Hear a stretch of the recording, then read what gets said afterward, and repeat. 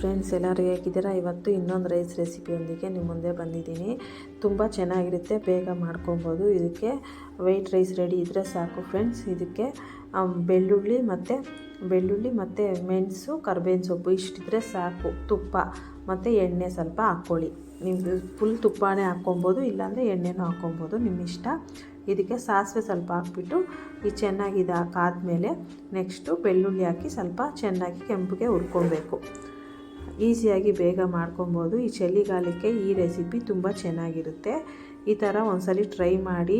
ನಿಮಗೆ ಏನಾದರೂ ಸಾರು ಮಾಡೋಕ್ಕೆ ಬೇಜಾರಾದಾಗ ಬೇಗ ಈ ರೆಸಿಪಿನ ಮಾಡ್ಕೊಬೋದು. ಈ ಜ್ವರ ಬಂದಾಗ ಬಾಯ ರುಚಿ ಎಲ್ಲ ಇರಲ್ವಲ್ಲ ಫ್ರೆಂಡ್ಸ್, ಅವ್ರಿಗೆ ಈ ರೆಸಿಪಿ ಮಾಡಿಕೊಡಿ, ತುಂಬ ಇಷ್ಟಪಟ್ಟು ತಿಂತಾರೆ. ಈ ಚಳಿಗಾಲಕ್ಕೆ ಈ ರೆಸಿಪಿನ ಮಾಡ್ಕೊಳೋದ್ರಿಂದ ಮೈಯಲ್ಲಿ ಶಾಖ ಎಲ್ಲ ಚೆನ್ನಾಗಿರುತ್ತೆ ಫ್ರೆಂಡ್ಸ್, ತುಂಬ ಚೆನ್ನಾಗಿರುತ್ತೆ. ಒಂದ್ಸಲಿ ಟ್ರೈ ಮಾಡಿ. ಇದನ್ನು ಒಂದು 5 ನಿಮಿಷಕ್ಕೆಲ್ಲ ಫ್ರೆಂಡ್ಸ್, ಒಂದು 2 ಮಿನಿಟ್ಸ್ಗೆಲ್ಲ ರೆಡಿ ಆಗಿಬಿಡ್ತಿದ್ದು. ಅನ್ನ ಒಂದು ರೆಡಿ ಇದ್ದರೆ ಒಂದು ಗೊಜ್ಜು ಎಷ್ಟೊತ್ತು ಫ್ರೆಂಡ್ಸ್. ಇದನ್ನು ಬಂದುಬಿಟ್ಟು ನೋಡಿ, ಪೆಪ್ಪರ್ ಪುಡಿ ಮಾಡಿಬಿಟ್ಟು ಕರ್ಬೇವಿನ ಸೊಪ್ಪು, ನೀವು ಖಾರ ನೋಡ್ಕೊಂಡು ಹಾಕ್ಕೊಳ್ಳಿ ಫ್ರೆಂಡ್ಸ್. ಪೆಪ್ಪರ್ ಎಷ್ಟು ಬೇಕೋ ಅಷ್ಟು, ಪೆಪ್ಪರೇನೇ ಇಲ್ಲ ಇದಕ್ಕೆ ಖಾರ ಇರೋದ್ರಿಂದ ನೀವು ಪೆಪ್ಪರು ನೋಡ್ಕೊಂಡು ಹಾಕ್ಕೊಳ್ಳಿ. ಎಷ್ಟು ಅನ್ನ ಮಾಡ್ತೀವೋ ಅಷ್ಟು.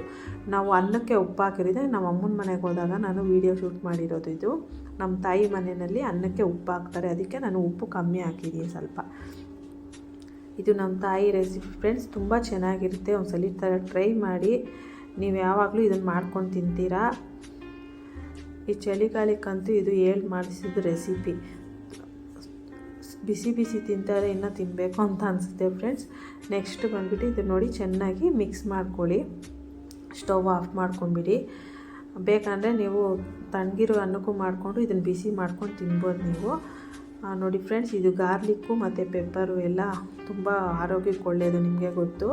ಅದರಿಂದ ಇದನ್ನು ನೀವು ಈ ಚಳಿಗಾಲಕ್ಕೆ ಮತ್ತು ಜ್ವರ ಬಂದಾಗ ಇದನ್ನು ಬಾಯಿ ರುಚಿ ಸಿಗುತ್ತೆ ಫ್ರೆಂಡ್ಸ್. ಇದನ್ನು ತಿನ್ನೋದ್ರಿಂದ ಟೇಸ್ಟ್ ಮಾತ್ರ ತುಂಬ ಚೆನ್ನಾಗಿತ್ತು. ಒಂದ್ಸಲಿ ಟ್ರೈ ಮಾಡಿ.